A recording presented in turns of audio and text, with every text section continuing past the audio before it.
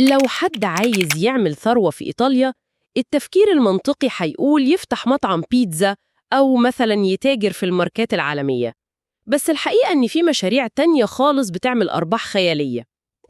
تقصدي المشاريع اللي بتبان بسيطة للوهلة الأولى؟ بالظبط كده. يعني مشاريع زي بيع الورد البلاستيك أو ورش تصليح جلود مقاعد العربيات. أفكار تبان بسيطة جدا، وربما تكون عشوائية، بس وراها ديناميكية اقتصادية مرعبة. ودي النقطة اللي احنا دايما بننساها. احنا دايما بنربط قوة أي اقتصاد في الدنيا بالمصانع الضخمة والمداخن العالية وناطحات السحاب اللي فيها آلاف الموظفين. وده اللي رحلة البحث دي هتركز عليه النهاردة. إحنا قدامنا مجموعة مصادر وأبحاث ومحاضرات من جامعة حلوان بتضرب الصورة النمطية دي في مقتل، وبتاخدنا في اتجاه مختلف تماماً. اتجاه بيوضح إن المحرك الخافي للاقتصاد مش دايما الكيان العملاق. أحيانا بيكون كشك صغير في شارع جانبي. أو حتى أوضة في بيت بتتحول لطوق نجاة لقرية بحالها. طب خلينا نفكك التفاصيل دي حتة حتة. مهمتنا النهاردة مش بس نقرأ كلام نظري، إحنا عايزين نعرف إزاي المشروعات دي بتشتغل ومين بيمولها. التركيز على الكيانات العملاقة هو الفخ اللي دايما التحليلات الاقتصادية السريعة بتقع فيه. اللي بيلفت النظر في الأبحاث اللي بين إيدينا دي إنها بتفكك أسطورة الحجم. أسطورة الحجم، عجبني التعبير ده. أصل الأبحاث دي بتنقلنا من مساحة العشوائية ومشاريع أكل العيش اللي بتتعمل بالبركة لعلم ممنهج. علم بيطرح فكرة إن المشروعات الإنتاجية الصغيرة دي هي حائط الصد الأول لأي مجتمع. طبعاً، هي اللي بتمتص الصدمات وقت ما الشركات الكبيرة بتسرح عمالة أو بتقفل أبوابها مع أول أزمة عالمية. طب خلينا نمسك الخيط من أوله. اتفضلي. إحنا بنقول مشروع صغير، بس الكلمة دي يعني مطاطة جداً. إيه هو المشروع الصغير أصلاً؟ هل عربية الفول اللي على الناصية دي مشروع صغير، ولا مصنع فيه 30 عامل بيعتبر صغير؟ سؤال مهم جدا. والغريب في المصادر هنا إن حتى الجهات الرسمية مش متفقة على تعريف واحد. جد؟ يعني مفيش تعريف ثابت؟ لا مفيش. يعني بنلاقي جهاز الحرفيين حاطط سقفه بيقول إن المشروع الصغير هو اللي شغال فيه أقل من 10 أفراد، في حين إن جهة تانية زي وزارة التخطيط بتوسع الدايرة. وبتعتبر إن أي كيان فيه أقل من 50 فرد هو مشروع صغير. طب ليه التضارب ده؟ ليه كل جهة ليها رقم؟ هو مش تضارب على قد ما هو اختلاف في الزاوية اللي كل جهة بتبص منها. جهاز الحرفيين بيبص للموضوع من منظور الصنعة والمهارة اليدوية. فبالنسبة له 10 أفراد في ورشة ده رقم منطقي جدا، وبيبقى كبير كمان. بالظبط. لكن وزارة التخطيط بتبص للصورة الكلية للاقتصاد وتقسيمة الشركات لمتناهية الصغر وصغيرة ومتوسطة. فال50 فرد بالنسبة لها رقم يندرج تحت فئة المشروعات الصغيرة. فهمت قصدك، بس الأهم من عدد العمال هنا هو الهيكل نفسه. المصادر بتقول إن رأس المال بيكون محدود، والمشروع بيكون موجه لخدمة شريحة مستهدفة واضحة. وعشان نفهم ده أكتر، المصادر قسمت المشروعات دي في مصر ل4 درجات متدرجة نقدر نعتبرها رحلة تطور لأي بزنس. حلو قوي. الرحلة دي بتبدأ من تحت الصفر تقريباً. خلينا نتخيل مثلاً أسرة قررت تعمل مشروع.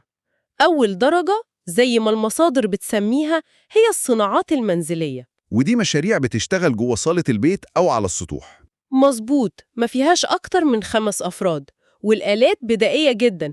إبرة تريكو، مكنة خياطة قديمة، أو حلة بيتعمل فيها جبنة وزبدة.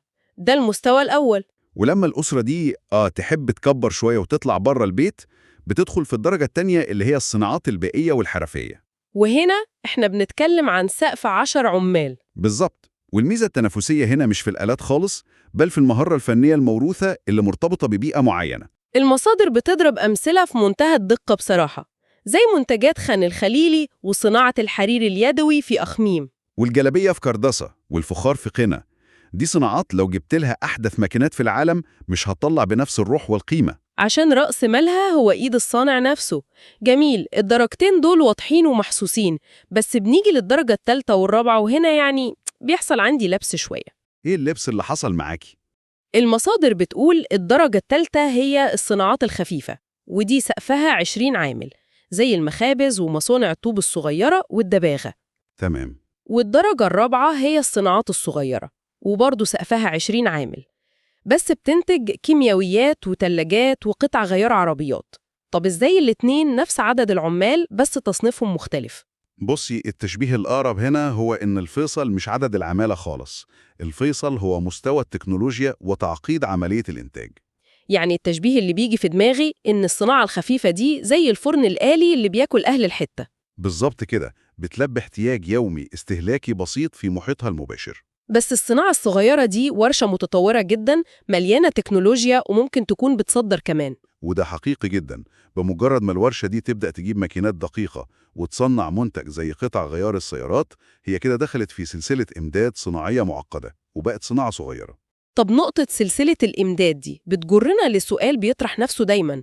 إحنا طول الوقت بنسمع عن مصطلح الشركات الناشئة أو الستارت اب. ده مصطلح منتشر جدا دلوقتي. هل الورشة المتطورة دي أو المشروع الصغير اللي بيعمل ملابس جاهزة نقدر نعتبره ستارت اب؟ لأن الناس بتستخدم الكلمتين كأنهم حاجة واحدة. ده خلط بيحصل دايما في الكلام، وتصحيحه مهم جدا لفهم طبيعة الاقتصاد. المصادر بتفصل بينهم بوضوح شديد. إزاي بقى؟ الستارت اب مبني في الأساس على كلمة واحدة، وهي الابتكار الجذري. المشروع الناشئ بيدخن عشان يحل مشكلة محدش كان لاقي لها حل. أو يغير طريقة عمل قطاع بالكامل. مظبوط. وبيكون هدفه النمو السريع والانفجار في السوق، وده بيخلي نسبة المخاطرة فيه فلكية. زي ما أوبر بدأت، مفيش عربيات بس في تطبيق غير مفهوم المواصلات في العالم. يعني الستارت اب بيلعب على فكرة إنه يقلب الترابيزة على السوق كله، إما ينجح ويبقى شركة بمليارات، يا إما يفلس ويقفل في أول سنة. بالظبط كده.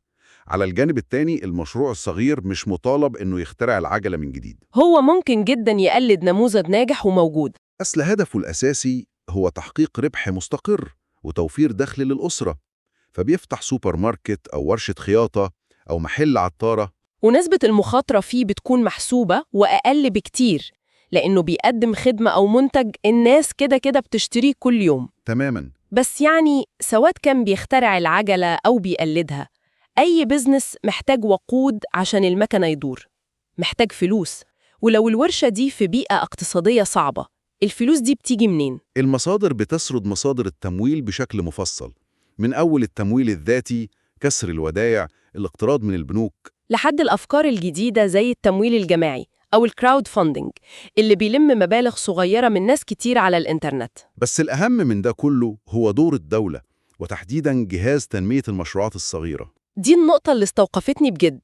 المصادر بتتكلم عن ضخ أرقام ضخمة زي تخصيص 160 مليون جنيه لتمويل 1600 مشروع في 18 قرية بس. في محافظات زي كفر الشيخ والمنيا وأسوان. والأغرب من الأرقام دي إن الجهاز ده بيدي المشروعات دي إعفاء ضريبي كامل لمدة 5 سنين. طب معلش خلينا نقف هنا شوية. اتفضلي. أنا كدولة لم أدي إعفاء ضريبي 5 سنين كاملة. أنا كده بتنازل عن جزء كبير من إيراداتي. ليه حكومة تتنازل عن الضرايب دي لقرى نائية ومش في العاصمة؟ ده بيزنس، والمفروض البيزنس مفهوش عواطف. أصل الأرقام دي مش مجرد دعم خيري، دي سياسة اقتصادية ليها أبعاد عميقة جدا. العائد اللي الدولة بتاخده هنا مش مادي مباشر في صورة ضرائب. أمال العائد إيه؟ العائد هو الأمن القومي والاجتماعي. إعفاء ال5 سنين ده هو تكلفة بتدفعها الدولة عشان تشتري استقرار مجتمعي وتحارب الفقر من جذوره. تصدق ما كنتش بصلها من الناحية دي. لما بنركز على محافظات زي المنيا وأسوان وكفر الشيخ، إحنا بنتكلم عن مناطق طاردة للسكان. الشاب هناك لو ما لقاش فرصة عمل هيهاجر للمدن الكبيرة، ويزود الضغط على البنية التحتية في العاصمة أو يلجأ لطرق غير شرعية. بالظبط. فالمشروع الصغير هنا بيشتغل كأداة هندسة اجتماعية، بيثبت الناس في أماكنهم وبيخلق دورة رأس مال محلية. يعني كشك البقالة أو ورشة الخشب في القرية هي في الحقيقة أداة سياسية واقتصادية لمنع الهجرة الداخلية. دي نظرة مختلفة تماماً للموضوع. وده المحور التاني لأهميتها. ده غير إن المصادر كمان بتأكد إن المشروعات دي هي اللي بتسند الكيانات الكبيرة. تقصد إن المشروعات الكبيرة والمصانع الضخمة ما تقدرش تعيش في فراغ، محتاجة شبكة مغذيات؟ بالظبط كده. يعني نقدر نقول إن العلاقة بينهم زي سمكة القرش والأسماك الصغيرة اللي بتعوم جنبها. القرش، الكيانات العملاقة، محتاج الأسماك الصغيرة دي عشان تنظف سنانه وتوفر له خدمات سريعة. والأسماك الصغيرة بتعيش وبتكبر في حماية القرش ومن الفتات اللي بيقع منه. مصنع العربيات الضخم مش هيقعد يصنع مسامير وفراش كراسي، هو بيعتمد على ورش صغيرة توردها له بتكلفة أقل. تشبيه دقيق جدا. وعلشان الأسماك الصغيرة دي تفضل عايشة ومتفلسش، الفلوس لوحدها مش كفاية، الإدارة هي الفيصل. وهنا بقى بتظهر حاجات غريبة جدا في المصادر. أنا كنت متوقعة ألاقي مانيوال معقد عن الحسابات والميزانيات لروشتة النجاح دي. لقيتي إيه بقى؟ لقيت إن عوامل النجاح اللي متركز عليها جزء كبير منها نفسي وسلوكي. بلاقي عنصر اسمه الكرم.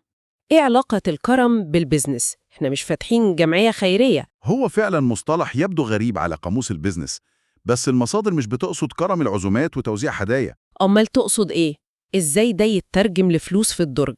هي بتعرف الكرم في المشروع الصغير إنه الكرم بالمعلومة والنصيحة والخبرة.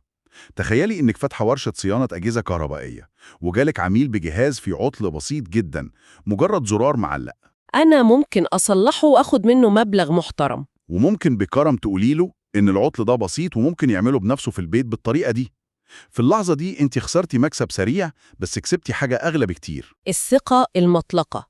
العميل ده لما جهازه يتحرق بجد هيجيلي فوراً. وهو مغمض.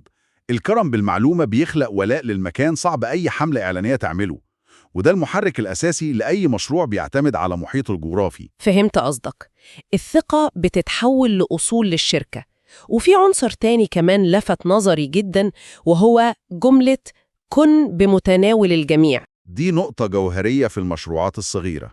التوجيه كان واضح. بلاش تعمل حواجز مصطنعة، بلاش تخلي سكرتير يرد على تليفوناتك. لو انت صاحب ورشة أو محل صغير، العميل لازم يوصلك.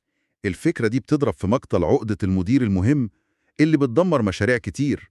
العميل لو حس إنه بيتعامل مع كيان مجهول هيسيبك ويروح للشركة الكبيرة.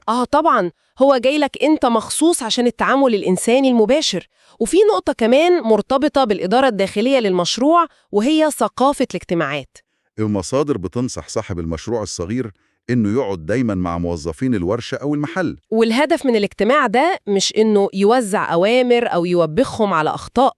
المصادر بتقول الهدف هو استطلاع الأفكار، لأنهم ثروتك الحقيقية. بالظبط، لأن العامل اللي واقف على المكنة أو البياع اللي بيقابل الزبون وش الوش هو اللي شايف السوق الحقيقي على الأرض. دي عقلية إدارة متطورة جدا جوه كيان صغير.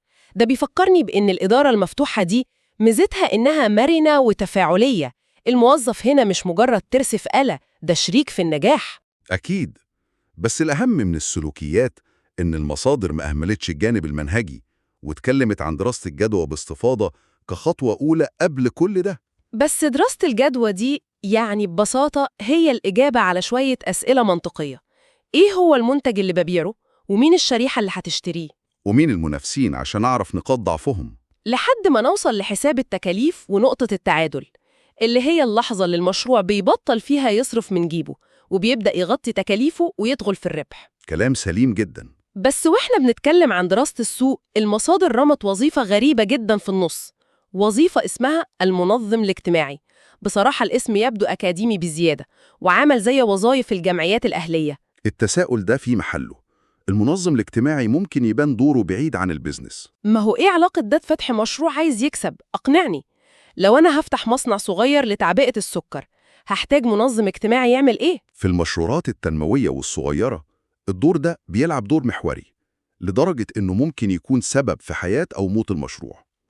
المنظم الاجتماعي هنا هو مهندس المجتمع.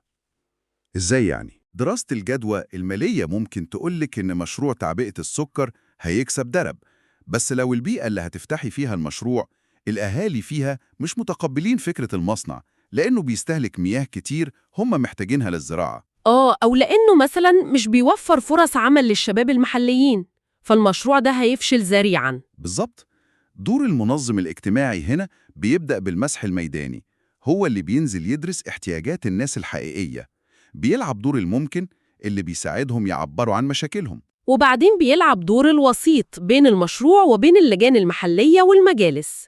المنظم الاجتماعي بيضمن حاجة اسمها الجدوى الاجتماعية للمشروع. هو بيضمن إن المشروع ما يطلعش نشاز في بيئته. أنت ممكن تعملي مشروع ممتاز بس في المكان الغلط وللناس الغلط. يعني المنظم هو اللي بيحلل البيانات ويقول إن القرية دي محتاجة ورشة تصليح جرارات عشان طبيعتها زراعية، والقرية التانية محتاجة مصنع ملابس عشان فيها عمالة نسوية محتاجة شغل جوه محيطها المباشر. المشروع لازم يحل مشكلة للناس عشان ينجح، مش بس يسعى ورا الربح الأعمى. الاندماج مع البيئة هو السر، وده بياخدنا للجزء التطبيقي في المصادر اللي استعرضت أمثلة من على أرض الواقع وبدأت بمصر. والأمثلة دي بتبين إزاي المشاريع اللي بتمس الحياة اليومية بتكون مضمونة الربح. زي مشاريع تسمين العجول مثلاً، اللي بتبدأ برأس مال بسيط جداً وبتكبر بمرور الوقت، أو مشاريع تعبئة المواد الغذائية زي السكر والملح. وميزتها التنافسية إنها مواد غير قابلة للتلف السريع، فالمخاطرة فيها قليلة للمبتدئين. كمان ركزت على مشاريع زي محلات العطارة اللي بتحتاج خبرة وديكور معين، والسوبر ماركت وعربيات الأكل السريع على الكورنيش. وحتى حضانات الأطفال اللي بقت حاجة أساسية لأي أسرة عاملة. النماذج المصرية دي منطقية جدا وكلنا بنشوفها، بس المصادر قررت تاخدنا في رحلة مفاجأة لإيطاليا. والتجربة الإيطالية هنا بتعلمنا درس قاسي جدا في حتة فهم البيئة اللي كنا لسه بنتكلم عنها. بجد المصادر بتقول إن من أنجح المشاريع الصغيرة هناك مشروع بيع الورود البلاستيكية. غريبة دي، لو فكرت تفتح المشروع ده في بيئة مش بتهتم بالهدايا أصلاً هتفلس في أسبوع. بس لأن الشعب الإيطالي بيعشق ثقافة إهداء الورود في كل المناسبات، والورد الطبيعي بيكلف، فالورد البلاستيك بقى بيزنس ضخم. والنموذج التاني في إيطاليا هو تصليح جلود مقاعد السيارات. دي فكرة شديدة الذكاء. الملاحظة الدقيقة لحالة الطقس والشمس الحامية اللي بتتلف كراسي العربيات باستمرار خلقت احتياج مستمر لخدمة صيانة. مفيش ابتكار تكنولوجي هنا. في بس قراءة صحيحة لمعطيات البيئة، وفي كمان مشاريع زي تقديم الوجبات المنزلية للموظفين اللي ما عندهمش وقت يطبخوا، ودي بتلعب على إيقاع الحياة السريع. يعني لو لخصنا كل ده، الفكرة مش إنك تفتح أي مشروع وخلاص، الفكرة إنك تفصل المشروع على مقاس الشارع اللي هيتفتح فيه. المشروعات دي مش مجرد أكل عيش أو حل مؤقت لواحد مش لاقي شغل. إحنا قدام منظومة اقتصادية متكاملة، ليها قواعد وتصنيفات وتمويل حكومي قوي بيهدف لأمن قومي. وليها خطط تسويقية واجتماعية معقدة بتدرس الثقافة المحلية، وبتعلمنا إزاي مهارة يدوية بسيطة ممكن تبقى نموذج عمل مربح لو اتحطت في السياق الصح. التحليل ده بصراحة بيغير نظرتنا تماماً. المشروعات المتناهية الصغر دي هي المفاصل المرنة اللي بتخلي هيكل الاقتصاد كله يقدر يتحرك، وبتوفر حماية للمجتمعات من الانهيار في أوقات الأزمات. وهنا بتيجي فكرة غريبة شوية خطرت على بالي وإحنا بنتكلم عن كل ده. إيه هي؟ في ظل التطور المرعب اللي عايشينه والذكاء الاصطناعي اللي بدأ يلغي وظائف في شركات ضخمة، هل ممكن نكون داخلين على عصر بيعكس الصورة النمطية اللي بدأنا بيها؟ تقصدي إيه؟ بدل ما المستقبل يكون للشركات العملاقة اللي بتضم عشرات الآلاف في ناطحة سحاب، هل ممكن التكنولوجيا دي تفكك الكيانات دي تماماً؟ فكرة مثيرة للاهتمام. ونلاقي الاقتصاد العالمي بيتحول لشبكة لا نهائية من ملايين المشروعات المتناهية الصغر بيديرها أفراد من بيوتهم أو مكاتب صغيرة، وكل مشروع بيعمل مهمة دقيقة جداً. دي رؤية مستقبلية تستحق التأمل فعلاً. هل المشروع الصغير اللي كنا بنعتبره مرحلة بدائية للاقتصاد هو في الحقيقة التطور النهائي للاقتصاد كله رايح له؟ فكروا في ده لحد ما نتقابل في رحلة بحث جديدة.